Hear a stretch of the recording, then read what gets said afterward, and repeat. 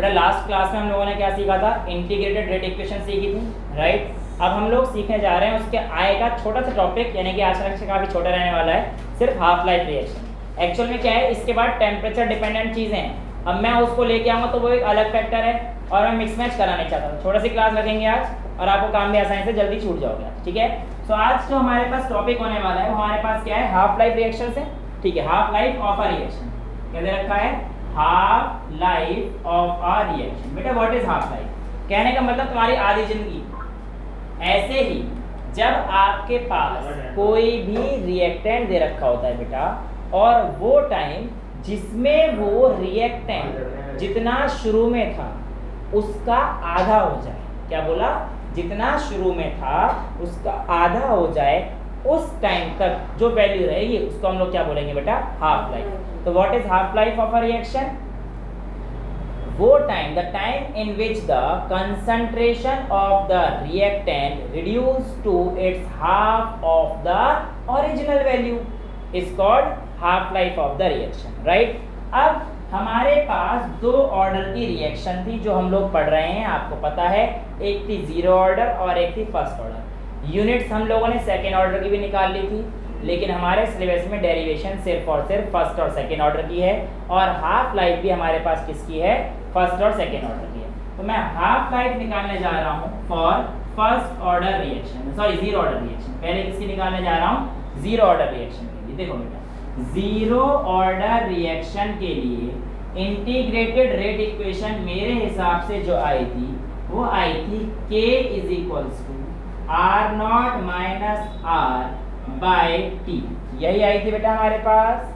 अब मैंने कहा कि मुझे हाफ लाइफ निकालना है, यानी कि जब कोई भी वैल्यू हाफ लाइफ हो जाती है उसका टाइम t हाफ हो जाएगा, और जो उसका रेट है वो हमारे पास उससे आधा हो जाएगा। भाई जो भी r लिया होगा उसका आधा हो जाएगा, r नॉट बाय 2। इनिशियल का आधा ही तो बीच में आ गया ना, हाफ लाइफ मतलब बिल्कुल हमारे पास ओरिजिनल कंसंट्रेशन का आधा लेना है। तो ओरिजिनल कंसंट्रेशन हमारे पास r थी, r नॉट तो इनिशियल कंसंट्रेशन, ध्यान सुनना, ओरिजिनल कंसंट्रेशन का आधा मतलब r की वैल्यू r नॉट बाय 2 हो जाएगी, राइट। तो अब मेरे पास इस इक्वेशन में अगर पुट कर दूंगा तो K is equals R not minus R not by 2 upon में टी हाफ। टी हाफ को इधर ले जाऊँ क्योंकि मुझे हाफ लाइफ निकालना है, K को नीचे ले आऊँगा तो K इधर आ जाएगा और टी हाफ इधर आ जाएगा। एलसीएम लो 1 1 2 जा 2 2 माइनस 1 1, तो ये आ जाएगा R not by 2K is equals to T half. यानी कि आप लोगों के पास जीरो ऑर्डर रिएक्शन के लिए बेटा जो हाफ लाइफ होता है वो डायरेक्टली डिपेंड करता है किस पर, concentration, initial concentration of the reactant, और इनवर्सली प्रोपोर्शनल होता है किसके, रेट कांस्टेंट के। ये बात ध्यान रखना, जीरो ऑर्डर रिएक्शन के नॉर्मल चीज का रेट कांस्टेंट कंसंट्रेशन पे डिपेंडेंट नहीं कर रहा था। आपको याद हो 2 से 4 हो गया था, लेकिन वो रेट फर्क नहीं पड़ा था, वो जीरो ऑर्डर रिएक्शन थी, जो मैंने आपको एग्जांपल लेके भी कराया था। एनसीईआरटी में भी जब क्वेश्चंस करेंगे तब भी हमें देखने को मिलेगा। पर ये चीज़ आपको क्लियर समझ में आ गई है, यहाँ तक तो किसी बच्चा को कोई प्रॉब्लम नहीं है, आगे चल सकते हैं, ठीक है। ये हो गई जीरो ऑर्डर की रिएक्शन। अब मैं आता हूँ बेटा मेरे पास किसकी, फर्स्ट ऑर्डर रिएक्शन।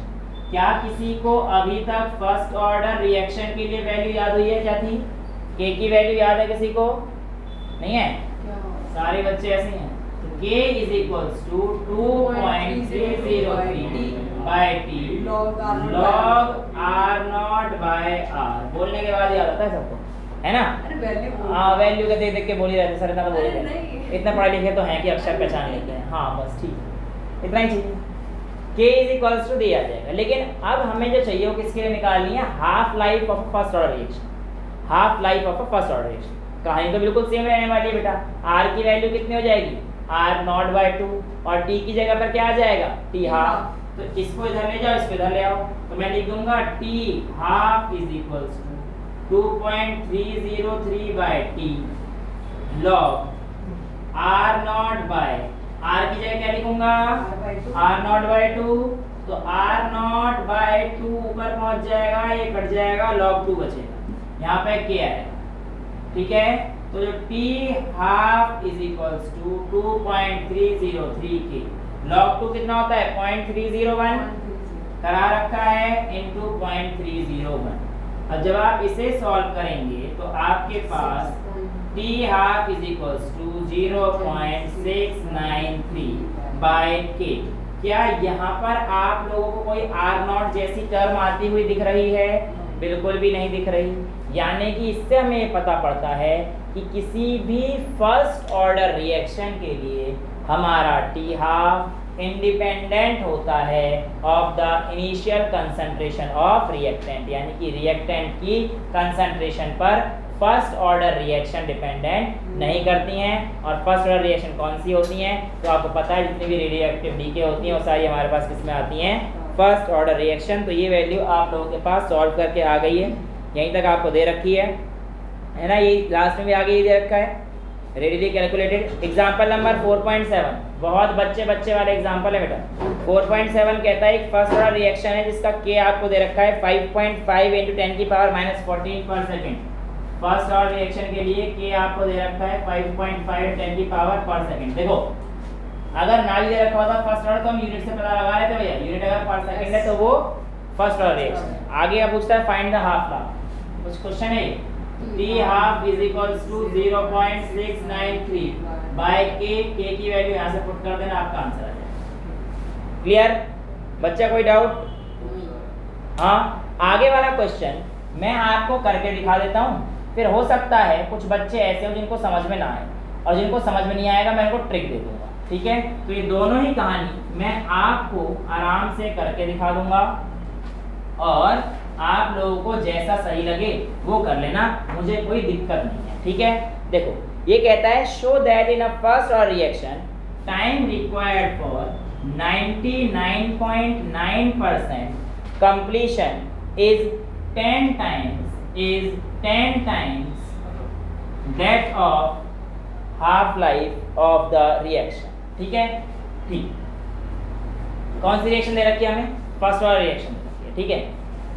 जब रिएक्शन 99.9% कंप्लीट हो चुकी होगी, यानी कि हमारे पास अमाउंट जो है कुछ इस तरीके से है ना, परसेंट का मतलब यानी कि 0.999 ऐसा कुछ कहानी है हमारे पास, 0.999 ये कहानी है ना। अब इतना तो कंप्लीट हो चुकी है, इतनी कंप्लीट हो चुकी है, तो जो हमारे पास बची हुई कहानी है वो कितनी है? तो अमाउंट लेफ्ट जो रहा है हमारे पास, ये इनिशियल का रहा है 0.999% आर नॉट हो गया, इनिशियल से इतना पहुंच गया ना, इतना तो कंज्यूम हो गया। तो आप कहोगे amount left is equals to जो इनिशियल था माइनस जो फाइनल था, तो 0.999 आर नॉट। यहाँ तक क्लियर है? तो कितना आ गया 0.001, 1 माइनस 0.999 करेंगे तो पॉइंट ये करो ना 1.999, इसमें क्या करो, ठीक है? 1.000 माइनस 0.999 तो कितना आएगा? ये करके दिखाऊंगा तो 0.001, इसमें क्या चेहरे बना रहे, तो यहाँ पर वैल्यू कितनी आएगी? जो अमाउंट लेफ्ट है 0.001, ये फाइनल कंसंट्रेशन एक बची हुई है। इनिशियल कंसंट्रेशन हमारे पास कितनी थी? आर नॉट थी, ठीक है? तो मैं आपके पास इस इक्वेशन का यूज करने जा रहा हूँ और शो करना है हमें जो टाइम, ठीक है? तो ठीक है, t इज इक्वल्स टू क्या हो जाएगा? के नीचे आ जाएगा, t is equals to 2.303 by K log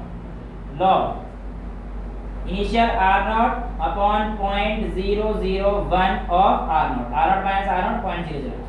तो ये तो ऐसे कट जाएगा आर नॉट से आर नॉट, ये कितना बचा?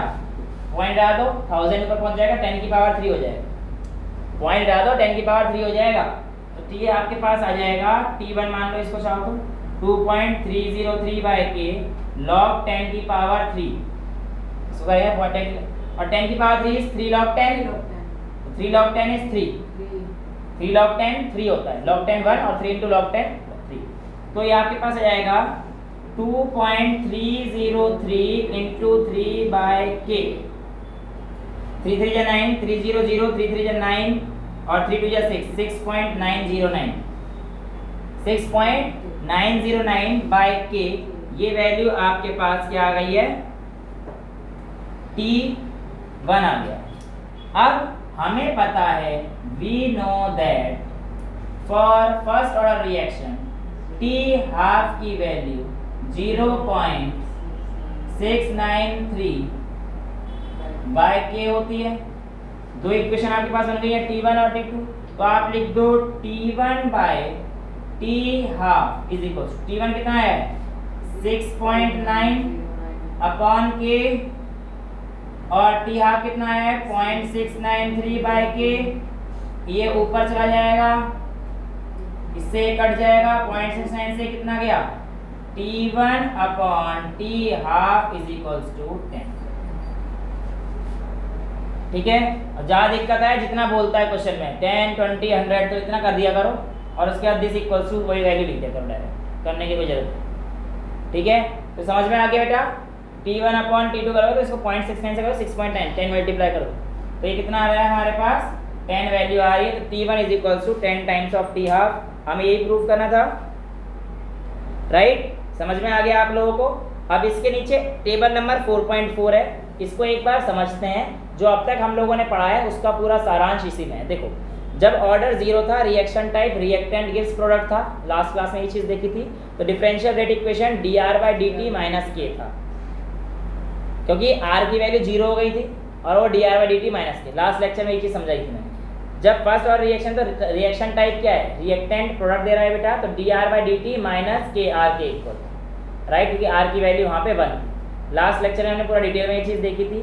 इंटीग्रेटेड रेट लॉ इक्वेशन अभी लिखी थी मैंने 0 ऑर्डर के लिए, kt is equals to r0 minus r, और उसके लिए हमारे पास क्या थी kt is equals to ln r0 बाय r। वो r is equals to r0 e की पावर माइनस kt, ये मैंने नहीं कराई थी आप लोगों को क्योंकि ये एक्सपोनेंशियल वाली वैल्यू थी, एंटी लॉग वगैरह लेना था, इसका यूज भी नहीं है।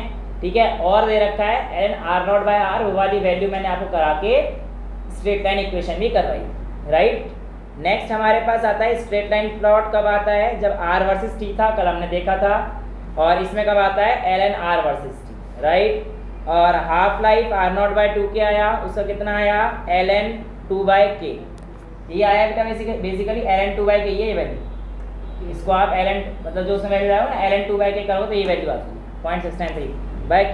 ठीक है, यूनिट्स ऑफ k मोल पर लीटर पर सेकेंड या कंसंट्रेशन पर अपॉन टाइम बोल, बात तो सारी सेम है उसकी, पर टाइम या फिर पर सेकेंड। ठीक है, नेक्स्ट आगे चलते हैं कि यहाँ पर एनसीईआरटी वो डेटा बताती है जो मैं आपको ऑलरेडी बता चुका हूँ। कहता है कि जो आपके पास ऑर्डर ऑफ रिएक्शन है, कई बार वो कंडीशन से ऑल्टर हो जाती है। ऑल्टर मतलब चेंज हो जाती है, यानी कि जो आपने कंडीशन प्रोवाइड कर रखी है, अगर उनका ध्यान देंगे तो हमारे पास कंडीशंस क्या हो जाती हैं, चेंज हो जाती हैं।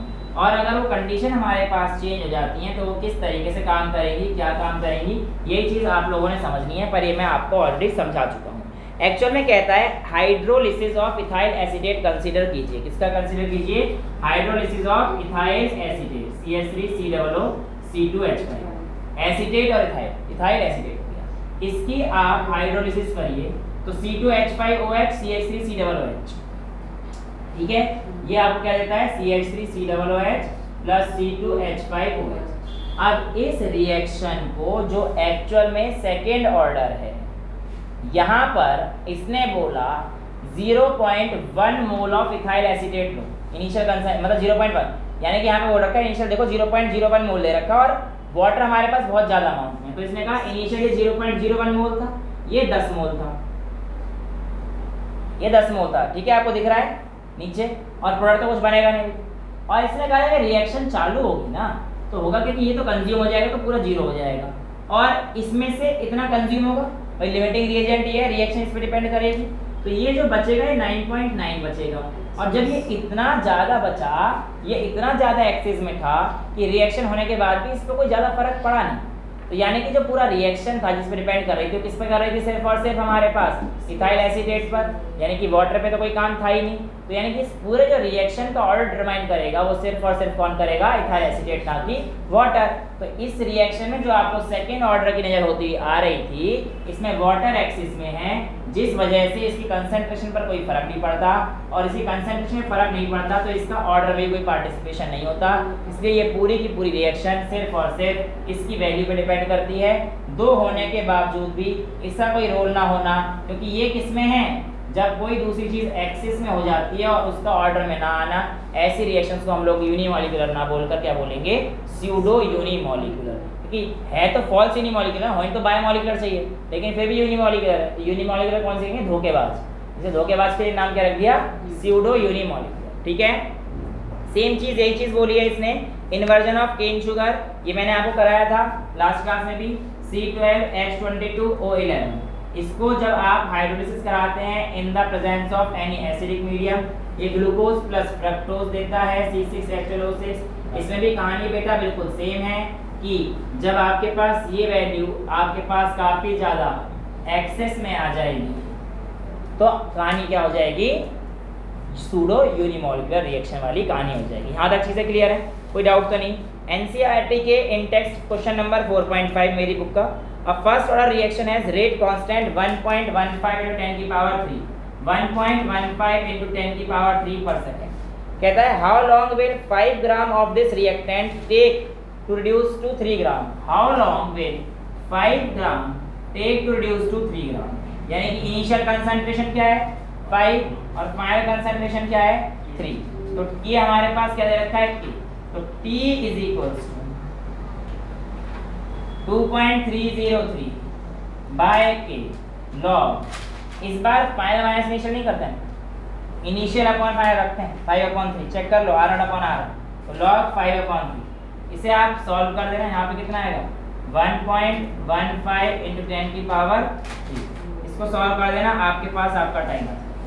ये मैंने सॉल्व करना आपको सिखा रखा है, log 5 माइनस log 3 ले लेना, log 5 की वैल्यू 0.70 तो log 3 की 0.4। ठीक है, इस वैल्यू को आप लोग करके आपका आंसर आ जाए। नेक्स्ट है the time required to decompose SO2Cl2 to half of its initial amount is 60 minutes. Half of its initial amount यानी कि हमारे पास T हाफ दे रखा है, कितना 60 मिनट दे रखा है बेटा। आगे क्या बोलता है, if the decomposition of first order reaction calculate the rate constant. क्या कैलकुलेट करना है K, तो K क्या होता है हाफ ऑर्डर के लिए, फर्स्ट ऑर्डर हाफ लाइफ के लिए फर्स्ट ऑर्डर की कैसे निकालते हैं 0.693 बाय T हाफ। इसको सॉल्व कर देना, आंसर पर मिनट में आएगा। जो फाइनल वैल्यू आएगी मिनट को सेकंड में कन्वर्ट करने के 60 मिनट को इनटू 60 कर देना, आंसर आपको किस में आ जाएगा, पर सेकंड में आ जाएगा। ठीक है, तो ये आपके पास आज की क्लास के इतना रखते हैं 10-15 मिनट में, कोई दिक्कत वाली चीज़ नहीं है। ठीक है, हमारे पास टॉपिक वाइज चीज़ चलेंगी, क्योंकि अगर टेम्परेचर डिपेंडेंस है उसके ग्राफ वगैरह भी समझाने हैं, वो हम लोग अलग से टॉपिक लेंगे। और अगली क्लास में पूरा ही फैक्टर है, मतलब टेम्परेचर और एंजाइम्स एक अलग अलग फैक्टर है, मतलब कैटलिस्ट वगैरह ये अलग अलग फैक्टर है, तो इनको मैं अगली क्लास में पूरा ओवरऑल खत्म करा दूंगा, वो थोड़ी लंबी हो जाएगी। तो इस क्लास से जो आपको छोटी क्लास मिली है ना, इसका आटा किसे मिलेगा अगली क्लास में, वो क्लास थोड़ी लंबी होगी। ठीक है, तो आज के लिए इतना ही रखते हैं। That's all for today, thank you so much.